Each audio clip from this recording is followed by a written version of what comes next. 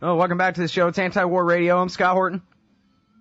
And joining me on the phone now is Danny Panzella from something or other. Danny, welcome to the show.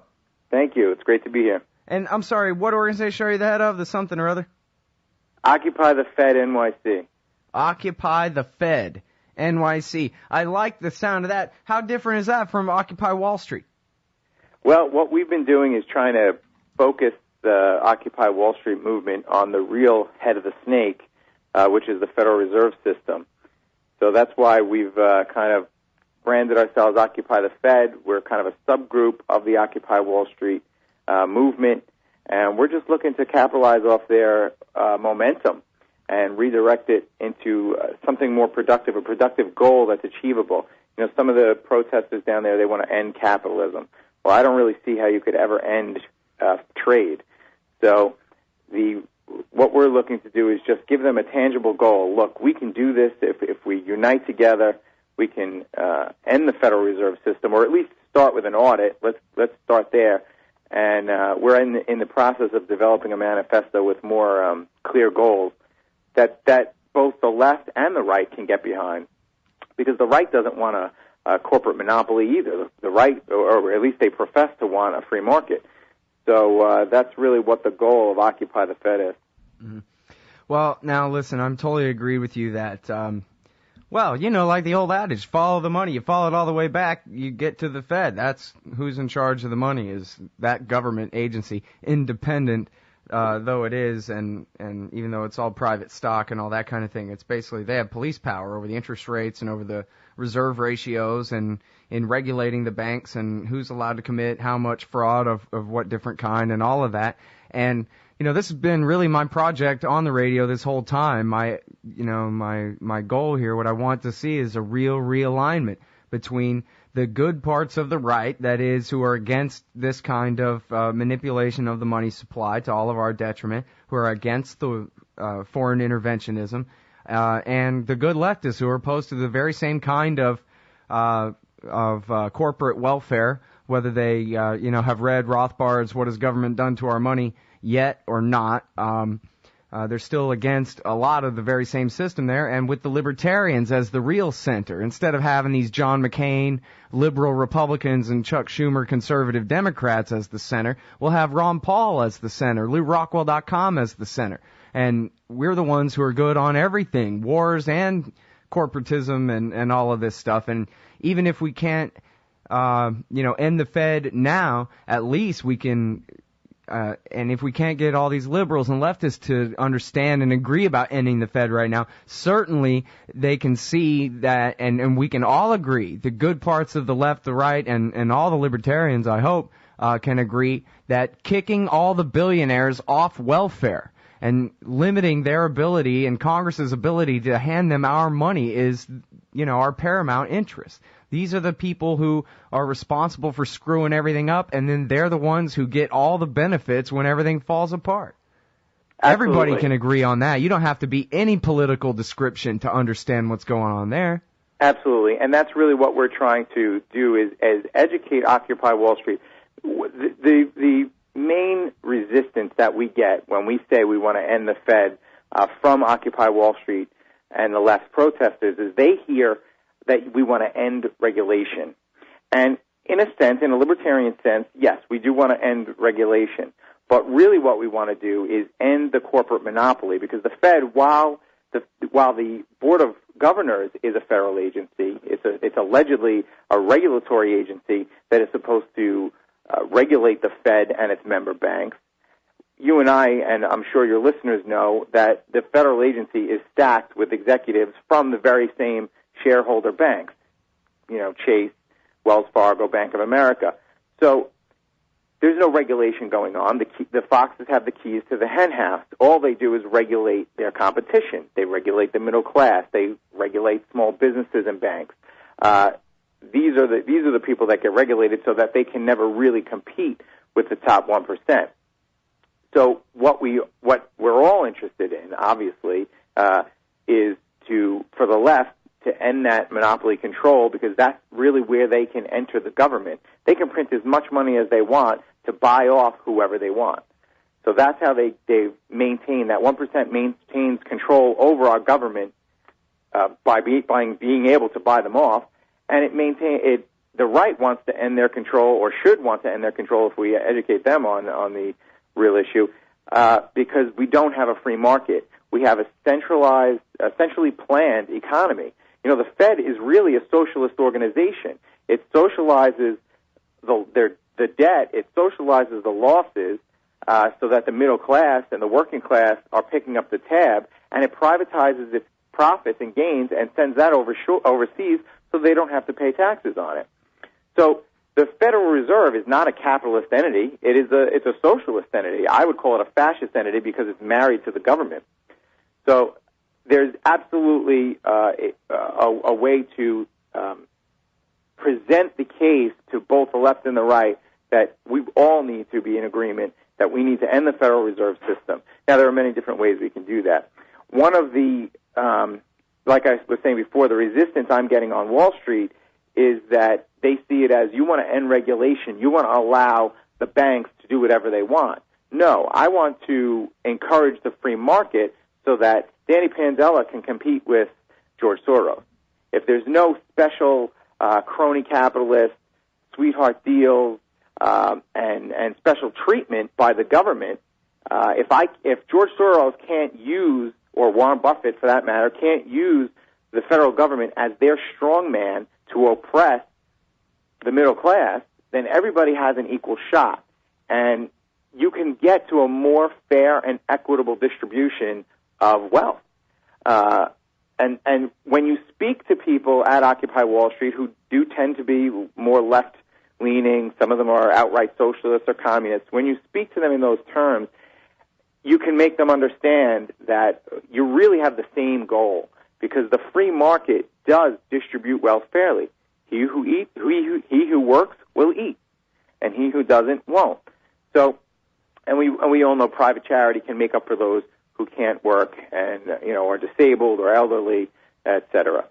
Well, a little bit of history can be very effective, I think, on this point, that it was National City Bank and J.P. Morgan who came together and wrote the Federal Reserve Act in the first place, and then they actually gave speeches opposing it and saying, right, oh, no, this is Bolshevism. This will destroy Wall Street. Please don't throw us in the briar patch. And they were the ones who wrote the dang thing. Absolutely. It was all a scam from the very beginning. It was regulations for them. As Ed Griffin put it years ago, the name of the game is bailout. That's what the Fed is. It's right. The lender of last resort. That's right. It makes sure these banks run at the red line every single day. And then when they fail, don't worry, we'll counterfeit money, and in other words, take the value right out of yours. That's right. And one of the ways that we're doing this, that we're educating the people on Wall Street, is I've created what I call a Bernanke buck. And this is a flyer. It looks like a dollar bill. You can see it on TruthSquad.tv if you want to check it out. Uh-huh. And I just ordered 10,000 of these, and we're distributing them. So on the front, it looks like a dollar with Bernanke's face in the middle. And then on the back, it explains exactly what you just said about how the bankers got together, created this, allegedly, a financial reform regulation bill, and then handed it off to Nelson Rockefeller, who then presented it to the Congress and sold it as such. But really, it was written by the very banks that it was purporting to regulate. So when people read this, they're like, huh, really? I thought the Federal Reserve was Nelson regulatory agency. Nelson Rockefeller's grandfather. Yes, right, I'm sorry. Whose daughter had just married John Rockefeller Jr. He was the guy in the Senate who shepherded the... In fact, they introduced his version, got laughed out of there because everybody knew he was Rockefeller's man, so they had the Democrats introduce the exact same bill in the House. And then that was the one they all pretended to oppose, which was the exact same thing with the paragraphs in a different order. Anyway, great fun.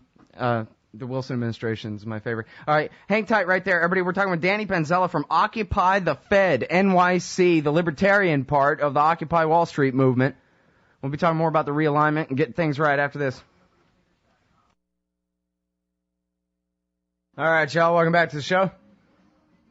It's Anti-War Radio. I'm Scott Horton. On the line is Danny Panzella from Occupy the Fed, NYC. He's been taking part in the Occupy Wall Street movement down there, representing the libertarian view. And you know, what's great about the liberal misunderstanding of the libertarian position, Danny, is that setting them straight, quick and easy, can be, it can be very easy and very powerful when done right. You know, obviously when you show up, they think somehow, because they read it on the Daily Kos or whatever, that you're actually there to defend these criminal bankers who ran off with everybody's money. That you're there saying, oh no, please liberate these bankers to hurt us even worse or whatever. So when you cut to the chase that no, these men are evil, I'm just saying, look at the chairman of Goldman Sachs was running the Treasury Department. I'm just following the bad guy's career around and seeing who's doing the stealing and how they're getting it done. And it's their control of the state that empowers them rather than empowers us over them and that kind of thing. You can, I think, really change somebody's mind quick with an argument like that when they understand that your position is actually 180 degrees from what they were assuming it was. Absolutely. Well, one of the techniques that I use is I listen to the person that I'm talking to. I want to divine what their concerns are, why they're involved in the Occupy movement, and then I can tailor my message to speak to that, whether it's economics or social issues. And then I can tailor how I speak to them based on that. So that's really key because, you know, that saying, people don't care what you know until they know that you care. So if you approach it from that angle, you know, I've seen other people come down, libertarians, and just kind of preach at people and just want to impose their view, and they get into arguments. And I have not been in one argument yet.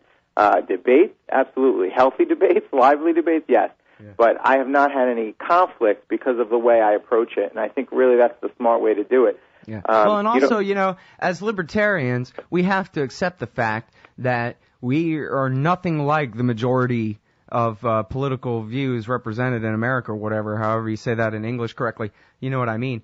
If we want what we want, such as, for example, an end to the world empire, an end to trillions of dollars worth of bailouts for politically connected banks and corporations all over the world at our expense, etc., we have to make allies with these people. We can't just convert them all. It can't just all be about the Federal Reserve. It's got to be about, look, at least let's figure out exactly who our enemy is and what it is that they're up to. And I think that with the Tea Party movement, which was born in opposition to all the spending and all the debt, and they deliberately, at least at first and maybe to some degree now, eschewed social issues and said, no, we're just focused on our, fiscal and monetary problems.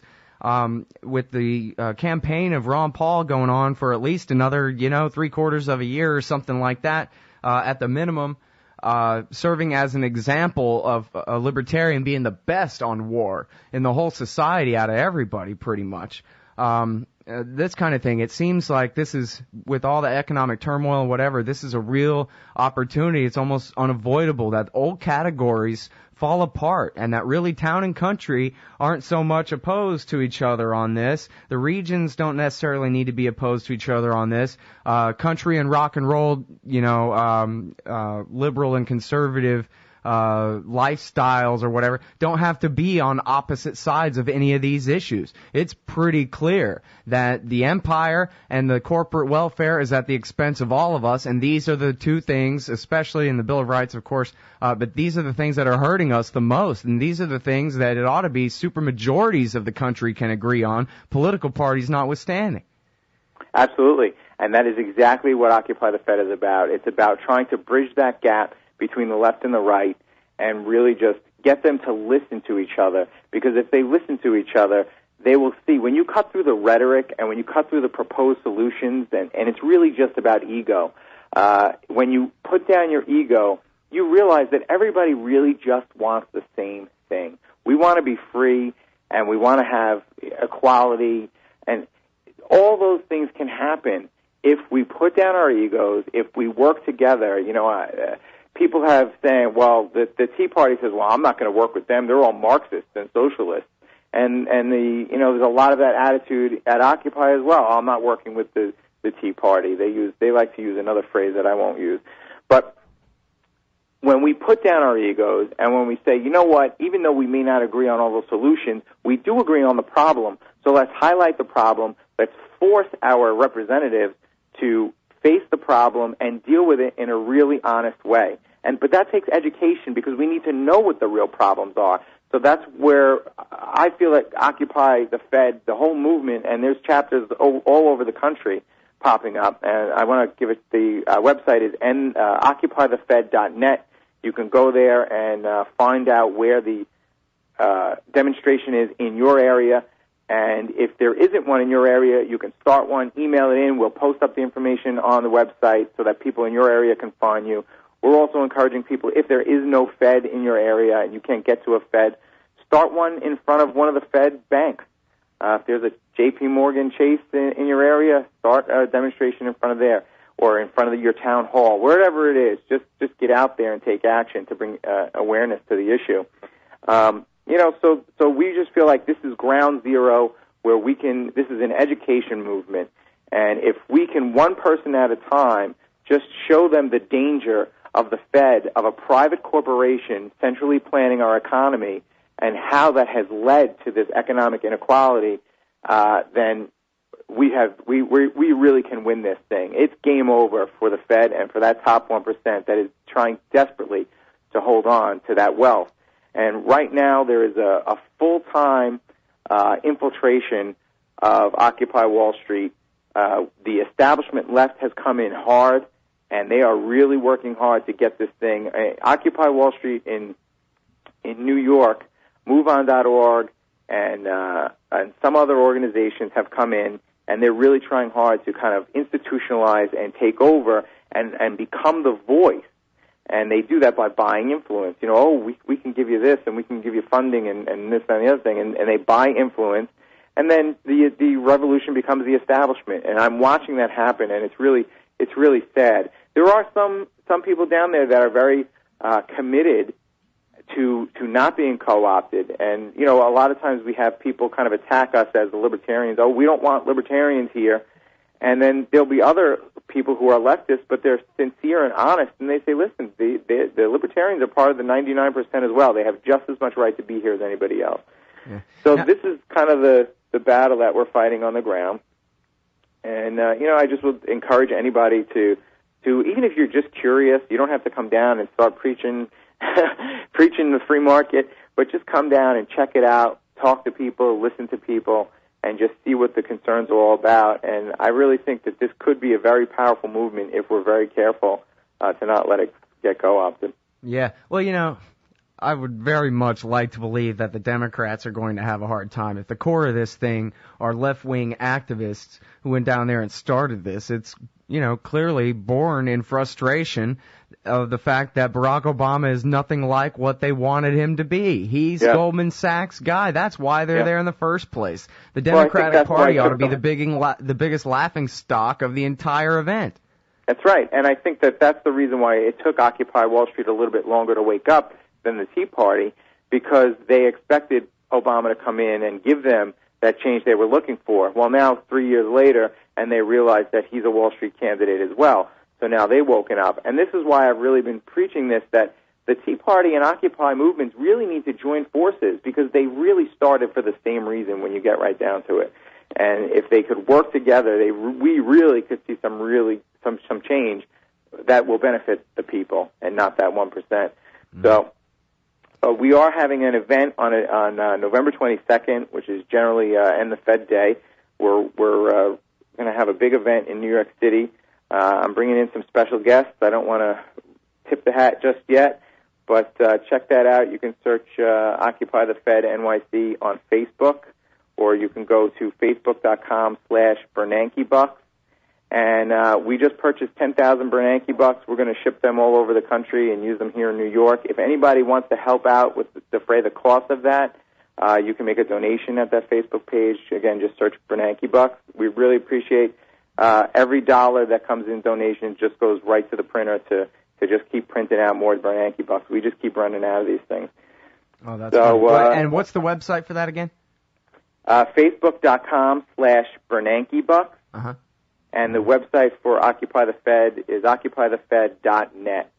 And if you don't have a demonstration near you, please start one and let us know so we can post up your information. We'll direct it to your website or whatever, you have, and so people can find you.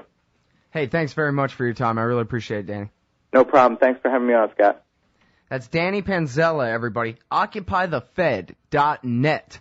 Free marketeers down at Occupy Wall Street.